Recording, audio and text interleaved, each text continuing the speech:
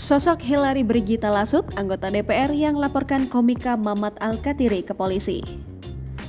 Anggota DPR RI Hillary Brigita Lasut belakangan ramai jadi perbincangan warganet.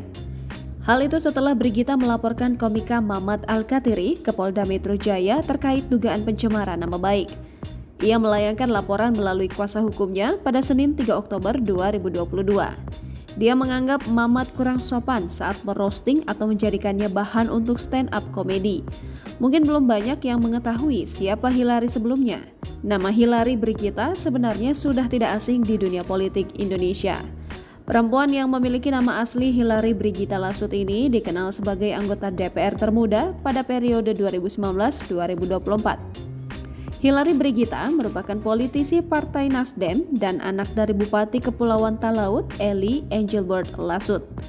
Dikutip dari laman resmi DPR RI, Brigita Lasut lahir di Manado pada 22 Mei 1996 dan menempuh pendidikan S1 bidang hukum di Universitas Pelita Harapan pada 2014 hingga 2018.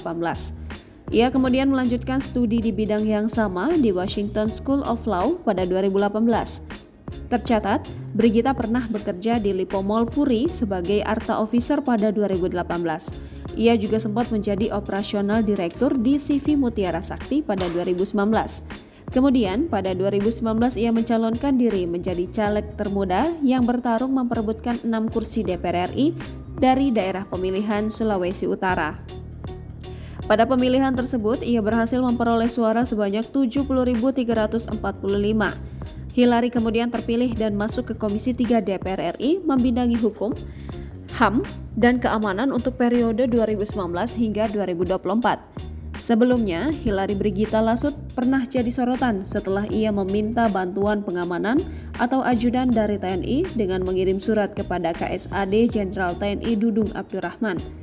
Ia menjelaskan pekerjaannya sebagai wakil rakyat tak lepas dari ancaman dari rasa khawatir karena mesti mengutarakan pendapat dan suara rakyat yang terkadang berbeda haluan dengan kepentingan sebagian golongan kuat.